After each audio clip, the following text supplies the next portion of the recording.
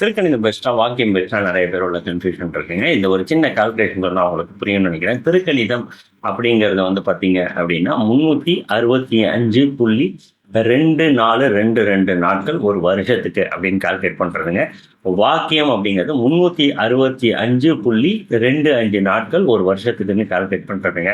அப்படி பார்த்தீங்கன்னா ஒரு வருஷத்தில் வாக்கியம் வந்து 0.0078 டேஸ் வந்து கொஞ்சம் அட்வான்ஸாக இருக்கிறாங்க. திருக்கணிதம் வந்து 0.0078 டேஸ் வந்து கொஞ்சம் பின்தங்கி இருக்கிறாங்க. ஸோ அப்போ என்ன ஆகும் அப்படின்னா, இது வந்து 100 வருஷத்தை கால்குலேட் பண்ணும்போது 3/4 நாள், கிட்டத்தட்ட ஒரு நாளோட 3/4 நாட்கள் வந்து வாக்கியம் கொஞ்சம் அட்வான்ஸாக இருக்கிறாங்க, திருக்கணிதம் பின்தங்கி இருக்கிறாங்க. ஸோ இந்த கால அளவினால தான் நம்மளோட ஏகாதசி, பௌர்ணமி, அமாவாசை இதெல்லாம் வந்து பார்த்திங்கன்னா வாக்கியத்துக்கும் திருக்கணிதத்துக்கும் ஒரு 1 or 2 நாள் வந்து வேறுபாடு இருக்குதுங்க.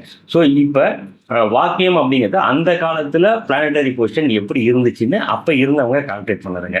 திருக்கணிதம்ங்கிறது இன்னைக்கு நம்ம பிளானட்டரி பொசிஷன் எங்கெங்க இருக்கு அப்படிங்கிறத நம்ம விஷுவலாக நம்மளால பார்க்க முடியுதுங்க.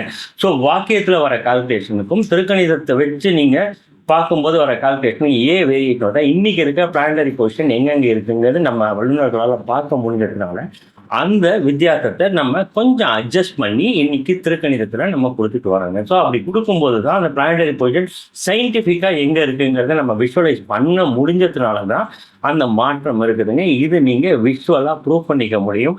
உங்களோட மொபைல்லையே நீங்கள் இன்னைக்கு பிளானட்டரி பொசிஷன் எங்கெங்கே இருக்குன்னு பார்த்தீங்கன்னா நீங்கள் பார்க்க முடியும். நான் தான் நம்மளோட இந்தியன் ரிசர்ச் சென்டர்ஸ் அதெல்லாமே கொடுத்துருப்பாங்க. விஷுவலாக நீங்கள் வந்து மூமெண்ட்டோடையே பார்க்க முடியும். ஸோ மார்ச் 29 சனி எங்கே இருக்குதுன்னு நீங்கள் உங்கள் மொபைல் மூலிமா பார்த்து நீங்கள் தெரிஞ்சுக்கிட்டீங்கனாலே திருக்கணிதத்தை ஃபாலோ பண்ணாமல் வாக்கியத்தை ஃபாலோ பண்ணாமல் நீங்கள் ஒரு கன்க்ளூஷன் வந்துருக்கணும். இதை பற்றின டீட்டெயில்ஸான வீடியோ கீழே இருக்க லிங்க்கில் கொடுத்துருக்கேன், பார்த்து ஃபாலோ பண்ணிக்கோங்க. நன்றி, வணக்கம்.